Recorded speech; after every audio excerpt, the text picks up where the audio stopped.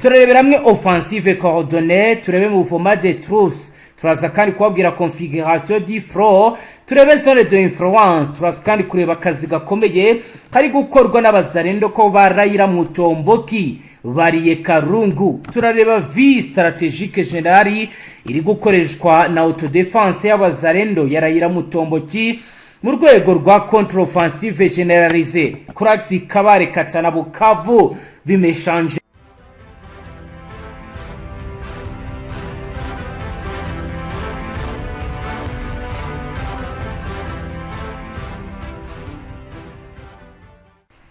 Mu Gicuku Fardc Fdnb wazarendo bihugikanye mama 23 mu bice bitandukanye. N'urugamba rukomeye rwiru muri teritwari ya Kabare mu burasirazuba bwa Bukavu ukazamuka werekeza Katana, ibintu bimeze nabi. Ni mu gihe kandi ku muhanda rwiru Katana Kavumu hari ibiturika Kahungu Rwiro na Kayanja zongeye gukomera mu Gicuku ku igenekerezo rya 31/02/2026. Turareberamwe offensive coordonnée, turebe mouvement de troupes, turaza kandi kubabwira configuration du front, turebe zone de influence, turaza kandi kureba akazi gakomeye kari gukorwa n'abazarendo ko barayira mu tomboki bariye Karungu, turareba vie stratégique générale iri gukoreshwa na autodefense y'abazarendo yarayira mu tomboki mu rwego rwa contre offensive généralisée kuri axe Kabare Katana Bukavu bimeshanje. Turaza kandi kureba mu buryo bw'iramvu ibijyanye na moment decisive, uburyo intambara iri kugenda iba mu buryo budasanzwe butandukanye n'uko ibindi byagiye bigenza. Si ibyo gusa rero turarebera hamwe triangle stratégique ya Kabare, turebe point d'appui stratégique mu bice by'ahitwa ibaze logistique avanced. Turaza kandi kubabwira unité d'assaut y'abalayira mu tomboke, turebe rero attaque de saturation nk'uko rero bigaragara, turebe mortier artisanale iri gukoreshwa. Turaza kandi kubabwira ibijyanye na reptile dispositif defensive ya mama 23 nk'uko biri kugenda bivugwa. Si ibyo gusa rero turaza kubabwira n'ibyo roko informa zitangaza bazitubwira ziti nibyo koko abazarendo barayira mu tomboki bafite gahunda ikomeye, barashaka kuba baninjira Bukavu igihe cyari cyo cyose. Ni mu gihe kandi ndakava muri mama 23 zo ziti bariya baribeshya rwose, umujyi urarinzwe ahubwo baraza kuwagwa ari benshi. Reka rero tureba kandi ku kandi mu Gicuku mu ntara ya Kivu y'Amajyepfo hinjiye ikindi cyiciro cy'intambara ikomeye iri kurangwa n'ibitero biri guza offensive coordonnée, kwimuka kw'ingabo mu matsinda manini ibizwi nka mouvement de troupes no guhindagurika kw'imirongo y'urugamba reconfiguration du front. Nyuma y'igihe kinini umutwe wa FCM23 ugerageza kwagura zone de influence ugana Bukavu, igisirikare cya leta n'abafatanyabikorwa bacyo banyuze muri force d'autodefense wazarendo z'umwihariko muri rayira mu tomboki batangiye contre offensive généralisée igamije gusenya burundu ibirindiro by'umutwe wa mama 23 kuri axe Kabare Katana Bukavu. Iki gicukuro cyabaye moma dose sife nk'uko bigaragara w'intambara itakiri gufata ndetse no kugaragara uko byari bisanzwe, ahubwo yabaye ifungura inzira igahungabanya imiyoboro des organisations du commandement ennemi no gukura umwanzi mu ntera igana mu bice bitandukanye. Amakuru ahari aragaragaza ko hari imirwano ikomeye kuri axe Kahungu Rwiro ugakomeza Kayanja, ibyo twakita ko biri kwa mu buryo bwa triangle stratégique ya Kabare. Kahungu na gace kari hagati ya Rwiro na Katana, kari ku muhanda munini uva Bukavu gana Kavumu. Mu by'ukuri Kahungu ni point d'appui stratégique ikoreshwa nka base logistique avance nk'uko bigaragara mama 23 ikaba hegera neza turutse mu majyaruguru y'akabarigana Bukavu mu gicuku cyo kuwa gatandatu unité d'asate zarayira Mutomboki nibwo zatangiye igitero kiswe mu magambo ya gisirikare attaque de saturation bakoresheje intwaro nto almeragere etemoye ndetse na mortier. Ni mirwano rero iri kumvikanamo ibibombe combat asymmetric nkuko rero abahari babivuga. Ibirindiro bya M23 byari biri Kahungu bikaba rero biri kuraswaho, biragaragaza les petits dispositifs défensifs. Amasaha make gusa yagaragaje ko Kahungu ikomeje kugenda igaragara ko iri mu maboko y'abazarendo, bituma mama ko yaratse ikuramo ingabo zayo mu buryo bwihuse, retrite précipité nkuko rero bivugwa kandi bigaragara. Rwiru hari rero shadow bataille en haute valeur symbolique tactique nkuko bigaragara. Rwiru yose kuba ari centre de recherche scientifique de Rwiru, ni agace ka gisirikare gusa na hantu h'inyungu za politique n'ishusho yanavuga ko ari enjeu symbolique nkuko bigaragara. Mu gicuku imirwano yabaye mu buryo bw'imbona nkubone, ibizwi mu gisirikare nka combat rapproché, irimo rero kurasana mu bice byo muri iyi centre. Bari gukoresha kandi infiltration nocturne ndetse n'ibitero ku mpande nyinshi biri kugenda bigaragara. Ibizwi nka attaque à terre, M23 yashyize Rwiru mu rwego rwa zone tampo irinda Katana, ariko ubwo Kahungu yagwaga Rwiru yahise iba isole opérationnelle. Ingabo zarayira Mutomboki zahise zifata Rwiru zitangira nettoyage de zone zisaka ibijyanye n'ibyo umwanzi ashobora kuba yataye mu nzira. Zikaba rero zikomeje urugendo rugana mu bindi bice. Kayanja niyo rero yabaye théâtre principal des affrontements nocturnes, iherereye hafi ya Katana ku muhanda ujya Kavumu, bikaba bituma rero iba corridor stratégique iganisha ku kibuga cy'indege cya Kavumu ndetse no mu gisagara cya Uvira. Mu gicuku M23 yagaragaje contre attaque limitée igamije gusubiza Kayanja, ariko yahuye na resistance massive ya wazarendo yari maze gushyira position défensive improvisée. Aro niho hamenyekanye ko imiyoboro ya M23 yahungabanye, byo twakita ko ari chaîne de commandement rompu. Nkuko bigaragara hari ibibazo bikomeye by'ibikoresho n'amasaso, problème logistique. Ingabo nyinshi zahisemo gusubira inyuma zerekeza Katana. Neka turebere ibijyanye na convergence vers Bukavu, stratégie de insacrement. Amakuru ari guturuka mu byerekezo bitandukanye aremeza ko amatsinda wa Zarendo yaturutse Karehe, andaturuka Mwenga na Warungu ndetse n'andi yaturutse mu misozi ya Kabare. Yatangerera ari convergence tactique igana Bukavu. Ibiro bikaba bigaragaza ko atari ukurwana gusa, ahubwo ari ugufunga inzira zose zinjira mu mujyi, levrage des accès, gukumira infiltration M23 mu baturage no gutegura defense en profondeur ya Bukavu. Mu by'ukuri Bukavu yinjiye mu cyiciro cya arte sécurité maximale, aho igitekerezo cyo gutegura umujyi kikaba rero kigaragara ko gishoboka. Umujyi ukaba ushobora kwibasirwa n'ibitero by'abazarendo isaha iyo ariyo yose. Poezero rero niho byose byatangiriye, ndetse ni nayo intambara navuga ko yateguriwe mu buryo benshi batamenye. Ubundi byagenze gute? Ni gute byatangiye? Reka duhere kuri Poezero. Ibi byose rero bifite inshingiro mu byabere kuri Poezero muri Fizi, aho urwo ry'ingabo za leta Fardc n'ingabo z'abarundi na bazana FDLR ryakoze operation combinée air sol, bakoresheje ubutaka ndetse n'ikirere, bifashe drone z'intambara mu buryo buhoraho nkuko byemejwe na Maître Moise Nyarugabo. Drone 6 zakoreshejwe mu matsinda abiri, zarashe ibisasu 34, zakoresheje rotation tactique cyangwa tire le changement repositionnement nkuko byitwa mu gisirikare. Ibi byatumye twirwaneho ikurwa muri Poezero isubira inyuma igera ahitwa Tuwe, bitanga isomo rikomeye ku bushobozi bwa Fardc mu ntambara bakoresha mo drone. Ahangaha uwitwa William Yakutumba yagize ati ntimureba se ko ibyo twavugaga ari byo? Iyo drone zakoreye akazi ku gihe bitanga umusaruro. niyo mpamvu aba batwirwaniyeho tubashije kubambura poezero. Turasaba ko abazarendo bacu batozwa bakamenya gukoresha drone, kuko mu gihe baba bizi bizahindura urugamba mu buryo bworoshye. Mu Gicuku hari ibintu ro bitatu z'ingenzi bizagaragaye. Hari indépendante tactique iri mu maboko ya wazarendo na Fardc.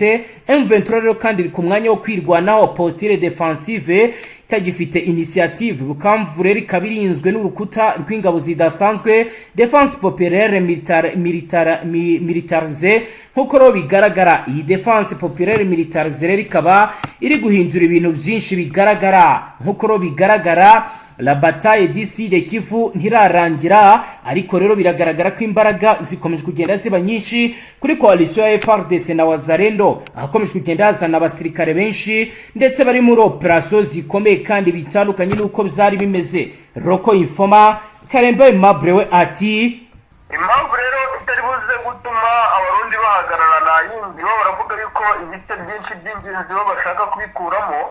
Yego cyane bo baravuga yuko rwose icyo cya Rusizi bagomba kugikuramo. Bo bavuga bati twebwe kuba twakuramo icyo cya Rusizi biraza kudufasha ko n'ubundi igisirikare kiba tw'ama 23 aho bacishaga imisambi yabo y'ibikoresho ndetse kandi n'abasirikare batugotagotera mu nzira biraza kubahagarika mu nzira ya nyayo kandi igaragara buri wese. Niyo mpamvu ubona yuko uduce twinshi dutandukanye rero uruhande rw'igisirikare cy'Uburundi Fdnb bari kugenda basa naho batangatanga mu bice byose bitandukanye. Ariko navuga yuko ahantu n'ingona ahantu hari strategique, kuko biroroshye cyane kuba bakomeza kwerekeza mu bice n'ubundi bavuga yuko bashaka kwinjiramo bya za Kamanyora. Urabona yuko byoroshye cyane yuko bakwinjira muri Misozi ya za Ruburure, biroroshye cyane yuko abitwa za Kakamba bahingira baciye muri bino bice, ariko nanone bakoresheje uburyo bwa tactics nyinshi cyane nk'uko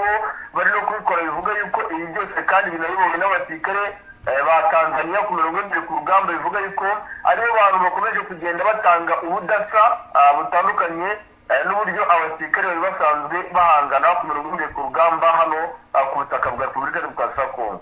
Bwana Karemba Aimable, biri kuvugwa nubwo tutarabona gihamya ko Uburundi bwaburi kohereza ibikoresho bitandukanye cyane na mbere, aho bari gukoresha cyane cyane kavimvira bazana ibikoresho byinshi muri Uvira. Ukuri guhari nukuwe nk'umuntu ubikurikiranira hafi.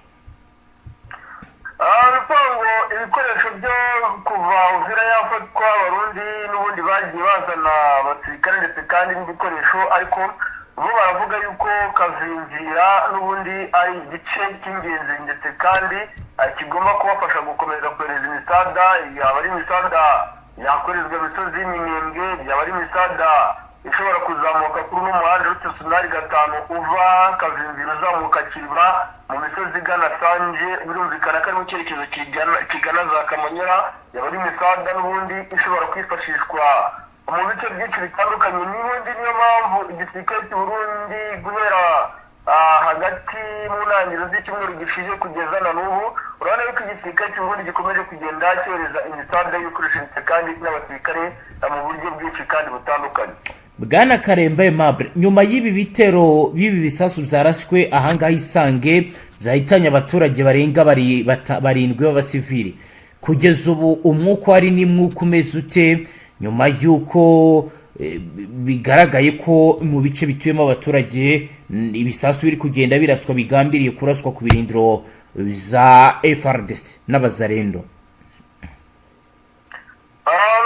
Ubungubu aka kanya umwuka uhari navuga yuko ibisasu bikomeje kugenda biterwa bigamije kugwa muri ingabo zigenzurwa n'igisirikare cya Fardc. Yego, ahangaha navuga yuko ishusho fatizo y'urugamba uko Fardc nayo iri kubona ko ma 23 iri kugerageza gushaka kugaba ibitero mu ishusho fatizo itandukanye n'iyari isanzwe. Ubungubu igisirikare cya Fardc ndetse kandi n'abafatanya b'ibikorwa babo, urabona yuko icyo bari gukora bo baravuga yuko bagiye gukora buri kimwe cyose gishoboka, bagakora ingamba z'ubwirinzi bwo mu kirere. Nubwo bigaragara yuko umutwe wa 23 uri kubikora mu buryo bwa vuba kugira ngo ugere ku ntego zawo, cyane bijyana n'izindi tactics zitandukanye zo kwinjira mu bice Fardc ririmo, kuko Fardc igerageza kongera ingufu cyangwa n'ubwenge bwo gutera amakuru atatu ni uyu mutwe nawo wongera ingufu zo gushaka uburyo bundi bwo kugaba ibitero. Yego, mu yandi makuru mbere ko turi buze gukomeza n'ubundi tukajya mu bice byaho Plateau naho katubwira ibiri kuba, reka tubwira abadukurikiye ibijyanye n'uko Burundi bweretse amahanga ko budateganya gufungura umupaka wa Gatumba. Ni Minisitiri w'Ububanyi n'Amahanga w'u Burundi Dr Edouard Bizimana kuwa kane n'abahagarariye ibihugu byabo muri iki gihugu ndetse n'abahagarariye imiryango mpuzamahanga n'akarere yemewe mu Burundi baganiriye ku bibazo by'umutekano mu burasirazuba bwa Kongo n'ikibazo cy'impunzi z'abanyekongo mu Burundi. Umupaka uzongera gufungura igihe ibisabwa byose byujujwe, nicyo gisubizo Minisitiri yahaye mu diplomate kuwa kane ku itariki ya 29 z'ukwezi kwa mbere 2026 ku cyicaro gikuru cya Minisiteri y'Ububanyi n'Amahanga i Bujumbura, ubwo yatangaga ikiganiro mu bijyanye n'umutekano mu burasirazuba bwa Kongo n'impunzi z'abanyekongo mu Burundi. Nkuko byatangajwe n'umuyobozi wa diplomasi y'u Burundi, mu minsi ishize twabonye ibikorwa, agira ati mu minsi ishize twabonye ibikorwa bimwe na bimwe by'inyeshyamba z'abarundi zakomeje gukorana M23 n'ingabo z'u Rwanda kandi zigeye imbere zigana ku mupaka w'u Burundi. Ku rundi ruhande rwa Rusizi turakurikiranira hafi uko ibintu bihagaze. N'imbere yo gukomeza yagize ati Uburundi ntabwo bwigeze bushotora umuntu wari we wese, ariko mu gihe imipaka yacu igeramiwe Uburundi ingabo zacu ndetse n'inzego z'umutekano zacu ziteguye kurengera ubusugire bw'igihugu cyacu. Usibye uyu mutwe w'inyeshyamba wa Red Tabara na FRN ya Nzabampema, Minisitiri Edouard Bizimana ntiyemera ko inyeshyamba za FDC zikomeza kwemeza ko ziri kumwe n'ingabo z'u Rwanda zavuye mu mujyi wa Uvira. Aracyamya ko zikiriyo kandi zigikomeje operation. Ngayo gukora bwana Karemba Aimable n'ibyatangajwe na Dr Bizimana Edouard, Minisitiri w'Ububanyi n'Amakungu w'u Burundi. Ndagira ngo rukomeze no gutubwira operation ziri gukorwa n'igisoda cy'u Burundi mu bindi bice ku zindi axes. Operasiyo ziri gukorwa navuga yuko ari nko mu bice byegereye Baraka nko mu misozi ahita za Kabanza, aho hazamo abasirikare benshi cyane ku ruhande rw'igisirikare cy'u Burundi Fdnb, ni abasirikare bazanye mu masaha ya mu gitondo bashyizwe mu misozi yegereye hafi n'ikiyaga cya Tanganyika, bambutswa berekezwa Baraka. Bakavuga yuko imisozi y'Ibaraka impamvu igisirikare cy'u Burundi gikomeje koherezamo abasirikare benshi nuko n'ubundi uyu mutwe wa 23 gifite umugambi ukomeye cyane wo gukomeza kwa divansa winjira mu mujyi wa Baraka uturutse hano mu misozi igeza Kabola no mu misozi ya hano hafi na za Minembwe. Ibi rero biri gukorwa n'igisirikare cy'u Burundi, aho bivuga yuko igisirikare cy'u Burundi cyo mu mwihariko wabo bavuga ndetse kandi biyemeza ushingiye ku biri kugaragara bari gukora, bavuga yuko bagomba kurinda ndetse kandi no kwambura umutwe wa 23 ibice byose ufite, aho n'ubundi imisaga y'abasirikare koherezwa Ibaraka n'ubundi abenshi muri bo bagikomeje imbaraga zikomeye zo kwerekeza mu bice byinshi bya Kivu kugira ngo babirinde no kwigarurira cyangwa kwikiza ibice 23 ifite. Yego, naho kubirebana no kuba nabo barwanwa byo bihagaze gute? No kuba wenda abo bahanganye babagerageza kubasubiza inyuma byo bihagaze gute? Nuko kugeza ubu ngubu nta kidasanzwe navuga yuko wenda ubu ngubu wenda nko hano mu misozi y'Ibaraka cyangwa Kivu nta operation idasanzwe abaye dukurikije ibice byo operation zabaye ku munsi w'ejo zimeze gusa. Haravugwa amakuru yuko mu masaha y'imbere agasozi kitwa Karemberenge gashobora kumvikanamo imirwano, kuko ni agasozi navuga yuko kari strategique kitegeye ibice bya Kasoti, kitegeye mu birembo bya Mwenga aho amako akomeza kugeza imikanda no ku mihanda itandukanye. Aha nakomeza no ku muhanda Rusensinari 529 uvuye mu byerekezo bya Mwenga umanuka gatoya Kizi ku muhanda n'ubundi uhuza umuhanda uva Kizi yerekeza Karimi. Aha rero karemberende amakuru mfite mbamo nuko ashobora kuba imirwano ikomeye kuko mama afasha kuri kohereza abasirikari kuva za Kasese no mu birembo bya Mwenda bagana mu byerekezo bigana hafi na za karemberende kandi ibisirikare Burundi nacyo kiba kiri gukora abasirikare ahitwa Kabanja, Makunzi, Marindi no mu bindi bice bitandukanye bagana mu byerekezo n'ubundi bihuriyemo n'imihanda iva izi imindi no mu bice bitandukanye bya Mwenda bagana mu byerekezo bigana za Karemberende. Yego Karemba Aimable, noneho tujyane mu ntara ya Kivu y'Amajyaruguru. Kugeza ubu muri Nord Kivu bihagaze gute, ni iki kiri kujya mbere?